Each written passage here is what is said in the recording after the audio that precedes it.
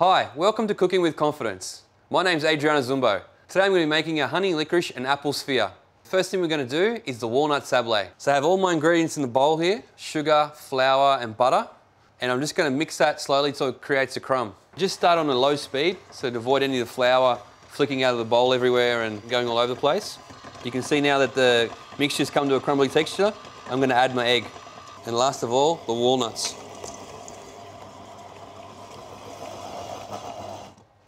And we're done. So I'm just going to pop this on some cling film and I'm going to smooth it out to get it as flat as possible so that it cools quicker so I can roll it out. So I'll just pop this in the freezer quickly just to speed up the process, but usually you just pop it in the fridge for an hour or two and the dough will firm up to the right consistency it needs to be to roll out for us to bake in the oven. So I'm just going to pop that in the freezer for a second. So what I'm doing now is the honey and licorice chantilly. So I'm just blitzing up the licorice, which I boiled with honey and gelatin. Just trying to get it as smooth as I can so it's not so lumpy. But we won't get it completely smooth, but we'll try and get it as small pieces as I can. So I'm just going to pour the licorice and honey chantilly into a container so I can pop it in the freezer just to set quickly.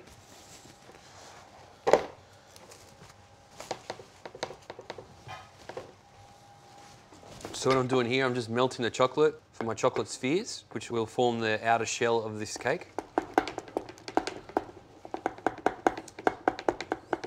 So I'm just stirring to get rid of the lumps before I have to temper it and add some more cold chocolate.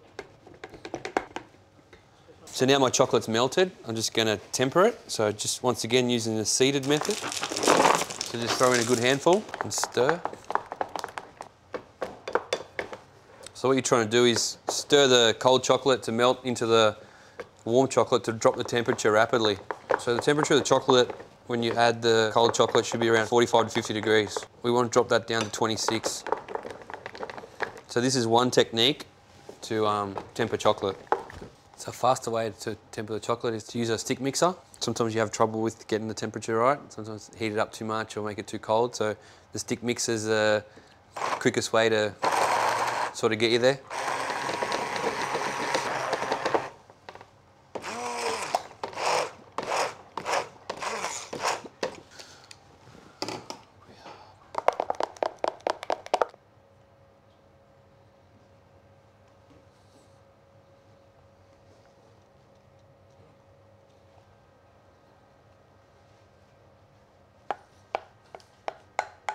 So I just filled up this polycarbonate chocolate mould for a half sphere.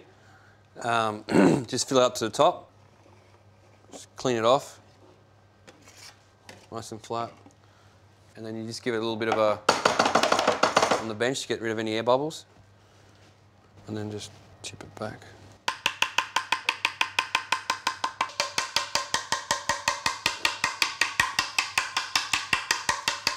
Heat out any excess chocolate, so you get left with a nice thin shell. So just sit it upside down on the baking paper just to get out any excess chocolate so it runs out. So we'll just leave that there for a couple of minutes. So next we're going to make the black glaze. So in the saucepan I have water, sugar, cocoa powder, and I'm just going to heat that up and I'll bring that to the boil. This is a very simple, shiny black glaze. It's very versatile. You can use it for many different cakes. It has more of a cocoa-y chocolate sort of tone. So when that comes to the boil, I'm just going to add the cream. So stir the cream through nice and thoroughly. And we're going to cook that. We're going to bring this up to 108 degrees. So I've reached 108 degrees. Now I'm going to add my black colouring.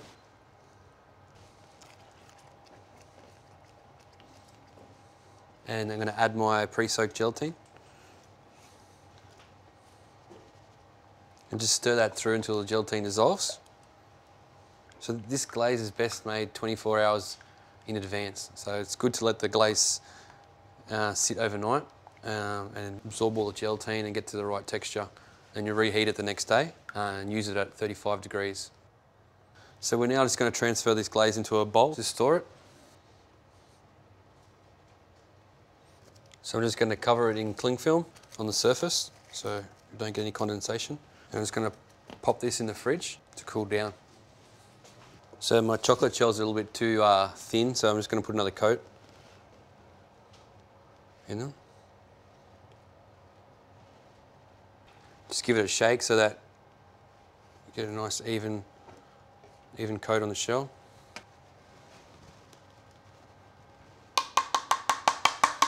And just tap the excess chocolate out. Now our pastry's been chilling for a while. I'm just going to grab it and we're going to roll it out. So what I have here is the Walnut Sable, nice crumbly short biscuit, studded with some slightly roasted walnuts. I'm just going to take a part of that because I don't need the whole thing right now. And I'm just going to roll it out between a sheet of baking paper. So just pop the excess back in the fridge. If it's a little bit too hard coming out of the fridge, just mould it together in your hands, using the warmth of your hand just to bring it back together to get it to a pliable paste. I've just placed it between a sheet of baking paper folded in half. I'm just going to roll it out. So I want to get it about 5 to 6 mil thick. This is going to form the little podium, which is going to hold my sphere. So once I get it to the thickness I require, I'm just going to cut it out with a small cutter. Cut as closely together as you can to avoid too much scrap. Then just place the sablé onto a baking sheet prepared with some baking paper. In the meantime, what I'm going to move on to is I'm going to steam my apples in the oven. These are just golden delicious apples, which I've just peeled and cored. So now I'm just going to put them in a bowl. I'm going to cover them in cling film and I'm just going to steam them at 100 degrees just to get a much softer texture, let them cook through. So the purpose of these apples, I will be using them for the inside of my chocolate sphere for a little bit of texture and flavour. So I'm just going to add just a tiny bit of sugar syrup. Then I'm just going to wrap the bowl in cling film. Keep it airtight. And I'm just going to pop the apples into the steam oven. It's a great piece of technology to have in your home. I think it's convenient, not just for apples, for anything. I'm only using it for something quite small today, which is apples. But I mean, you can steam your whole family dinner. You know, your fish, your vegetables, put it all in a dish, throw it in the oven, and walk away. So now I'm just going to grab my sablé, which I placed back in the freezer just to chill up for a little bit. So now we're just putting the remaining bits of sablé onto the tray before we place it in the oven. So now I've got my oven set at 170. I'm just going to pop these walnut sablés in the oven and we're just going to cook them for about 10-15 minutes. Now I've got everything in the oven, we're just going to move on to the caramel and passion fruit crème. So what I have here is the sugar, egg yolks, passion fruit juice. I've got my, my cream and I've got an empty saucepan. In the empty saucepan we're going to dry caramelise our sugar. So heat that up to a medium heat and then we're going to start to sprinkle in the sugar. So while that's happening I've heated up my cream in another saucepan. So as you can see, when the sugar gets clear like that, you just start to sprinkle in another layer and just keep layering it as it disappears and you just keep sprinkling it until you use up all your sugar. So you can see now it's starting to get a nice bit of caramel colour to it as the sugar dissolves. So once all that sugar is completely dissolved, we want to keep cooking it till we get a nice dark amber caramel colour and flavour. So just keep shaking the pan every now and then just to make sure you distribute the sugar evenly. So the induction cooktop's perfect for doing dry caramel because dry caramel is very easy to burn. If you can't control the temperature of the saucepan, then when you throw that bit of sugar in at the start, sometimes it straight away will just burn, like it's so hot. Using the induction on a job like this is very much an advantage as you can stay in control. So you can see how we're starting to get a nice dark colour. We want to get that nice and dark, just starting to touch on the bitter side. We don't want a blonde caramel. See, when the caramel starts to smoke, I think the biggest mistake a lot of people make is they think, oh, it's burning, it's smoke coming out. But it's actually a good sign. It's when the caramel's just starting to develop. You get a little bit of smoke coming off the top of the caramel. That's the flavour developing, getting that nice bittersweet taste. So what we're going to do is when we get to the colour we want to achieve, we're going to deglaze it with this warm cream.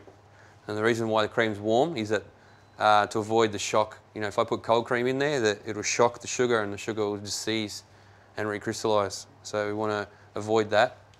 There's one thing to be careful of is that you've got to watch out because this will spit.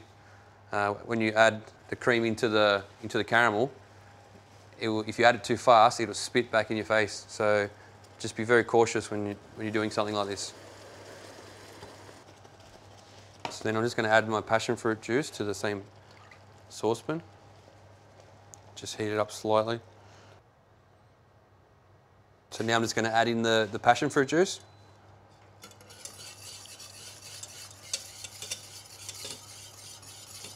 What I have to do now is I'm going to cook this out to 85 degrees. So before I do that, I'm just going to add a little bit of this warm liquid to the egg yolks I have here, just to bring it to temperature. Just so when I add the egg yolks, I don't curdle them.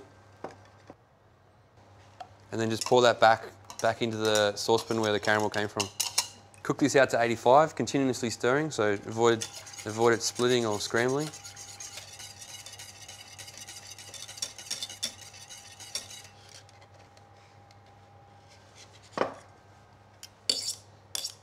So now I'm going to add in my my soaked gelatine. It's just been soaked in cold water.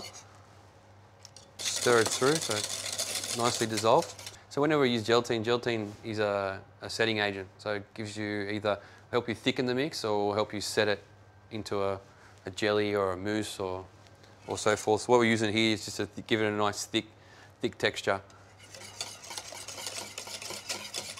So now I've stirred through my gelatine. I need to cool that down to 45 degrees. So I want to do that quickly, so I'm going to put it in more of a wide base saucepan. And at 45 degrees, we'll add the butter.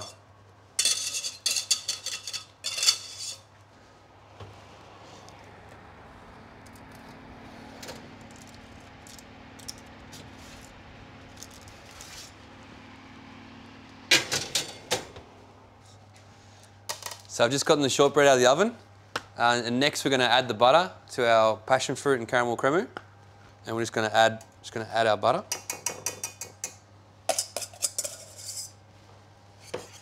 Just stir that through. I'm just going to use a stick blender just to make an emulsion with the butter and the cremu. Give me a nice, smooth, silky consistency. So we've got a nice smooth consistency there. So I just want to take it out of the saucepan and put it in another bowl so I can place it in the fridge. Now let it cool down.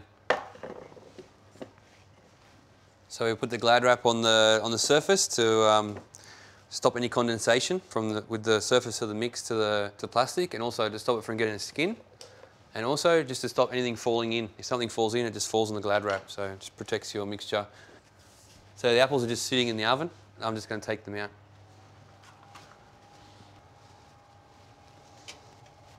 So I just pop the apples in the fridge just to cool down quickly so we can start assembling. Now that all our preparation's done, it's time for us to assemble. So the first thing I'm going to do, I'm going to join our chocolate spheres together. So just grab 2 half spheres. So just use the induction top to melt the chocolate. Just gently put them together and then just sit them back in the mould. So I'm just rubbing the chocolate on the induction stove top just to form a hole in the top, so a little entry point to fill it from. Just like that. So you just keep rubbing on the induction until it melts enough away. We can form a hole. Now we've assembled the chocolate spheres and put the hole in, we need to prepare our fillings. So now we're just going to whip the honey and licorice chantilly on a medium to high speed.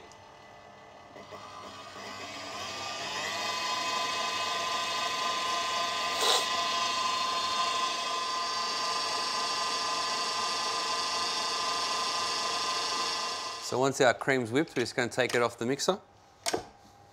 I'm just going to pop it into a piping bag.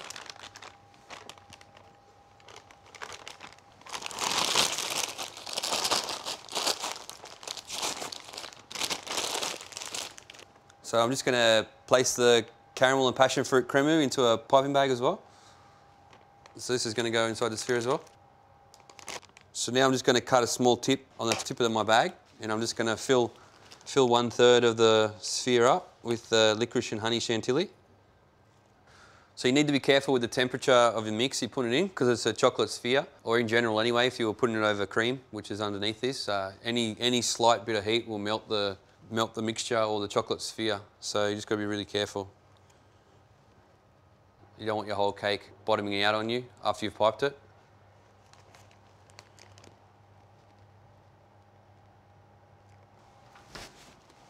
So now just grab the apples out of the fridge. So we're just going to cut the apple into little battens, which are like little sticks.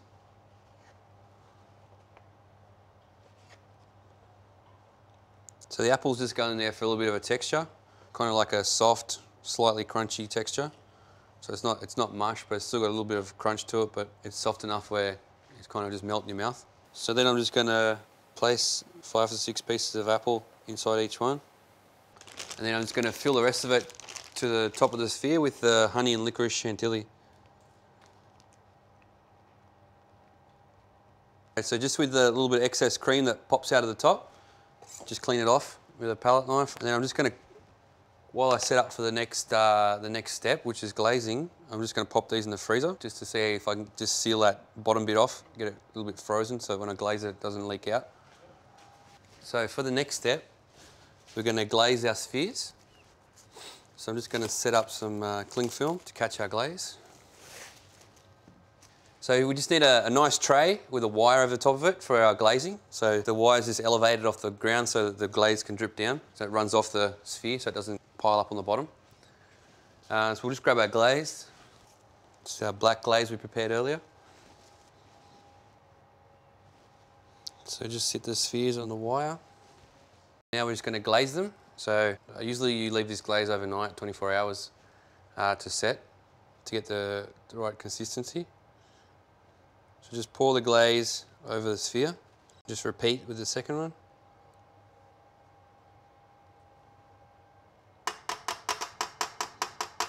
Just give it a light tap to let any excess glaze run off. And I'll just leave it there for 2 seconds just to let anything drip off it. If I left it overnight, the gelatine would have activated and swelled, so the glaze would have been set and I would have to reheat it. That assures me that I know that the glaze is going to set properly. So I'm just going to slide the palette knife underneath and just use my finger to guide it over onto the little disc of Walnut Sable.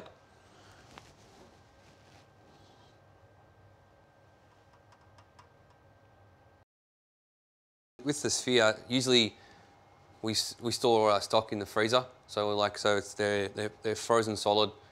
So when we pull it out to glaze it, the glaze attaches itself to the sphere straight away. So we're up to the final step. So I've just got to add a little bit of sparkly dust and we're done. I just get a little bit on the end of I usually use a brush, but I'm just using the end of a knife, and you just blow it. The sparkly dust doesn't actually taste like anything. It's just for looks. It's just for that nice little reflection off the black. Putting a little bit of a galaxy in there. So I'm just adding a few little silver stars. Once again, these don't taste like anything. These are just for look.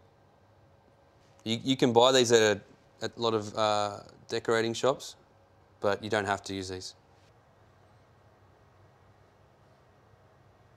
Now I've just finished. It's time to plate up.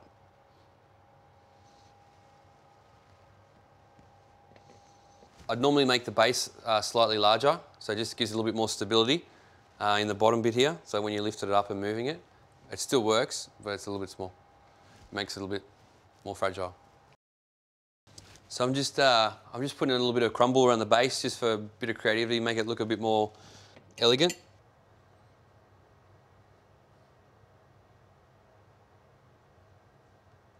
So there you have it, my honey, licorice and apple chocolate spheres. And if you like this, check out our other recipes online or visit any Harvey Norman and let our friendly staff help you colour your world.